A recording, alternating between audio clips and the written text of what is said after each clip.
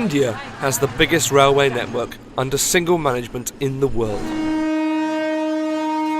Every year it moves more than 7 billion passengers and 350 million tonnes of freight. It's a green form of transport ideally suited to the 21st century. It is much cheaper in terms of utilization of fossil fuel. And fossil fuel is something which is very scarce in this world.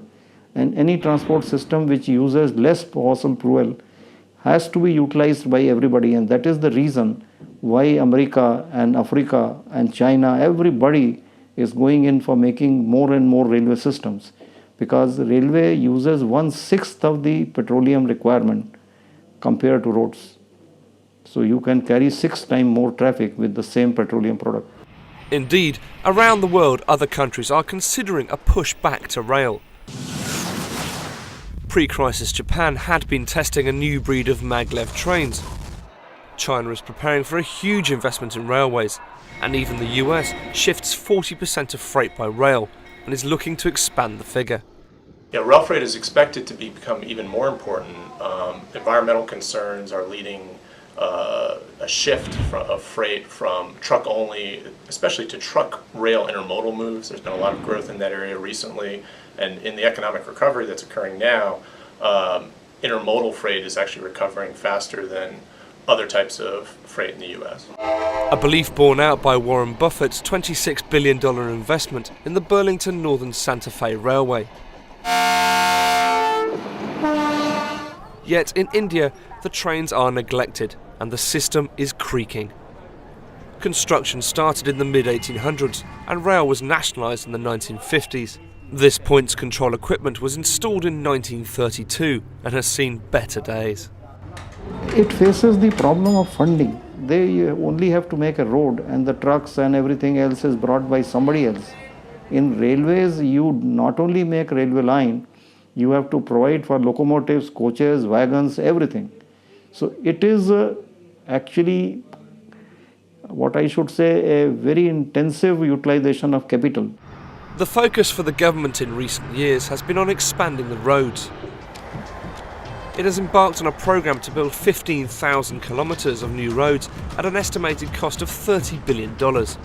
Cheaper than improving the rail freight network, but perhaps only in the short term. What a long distance transportation, roads can never match the cost benefits which rail transportation gives. Rail transportation will be at least 3 times cheaper than road transportation. There are plans to extend the rail network and build dedicated freight corridors connecting Delhi and Mumbai and the east. But these are stagnating, as political will seems to be lagging. Expanding freight also impacts upon the millions of passengers who still use the railways every day.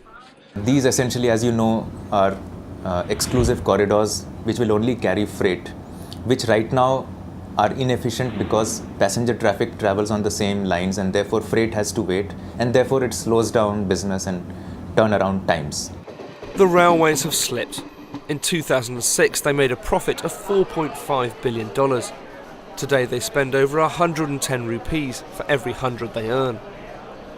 Passengers, the lifeblood of the business, pay fares frozen for almost a decade, but many would prefer better service instead. They need to develop their infrastructure, they need to make more trains like these, and also they need to increase the seating capacity because the tickets are not available, readily available. You need to book them in advance. And this could be the driving force behind a new development in India, the rise of internal flights. A group of people who've started travelling by air, who were travelling earlier by railroad.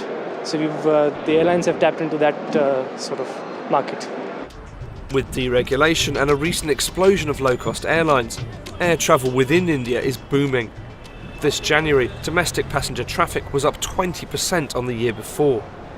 At New Delhi Airport's recently opened Terminal 3, it's not difficult to see why commuters might want to swap cramped, slow trains for air travel. I think let's begin. I think it's very important that we start somewhere. It takes a long time to build this infrastructure. It's much better than before. I think this is the best that they could do. It is a splendid airport. All the facilities are very nice. Hospitality is very nice. And good opportunities here. The new terminal cost $3 billion to build and will handle 34 million passengers a year. Clearly, its investors believe that air travel has a solid future in the country. But with oil prices rising and stocks dwindling, is this really the case in the long term? We'll reach peak oil at some point. That's the point where oil demand outstrips oil supply. And the Smith School has just recently published a study on this. And if you're in such a scenario, it will be troublesome to get enough oil. Meaning that trains would once again be needed. But after years more of underinvestment, it will be a very tough task to get them back on track.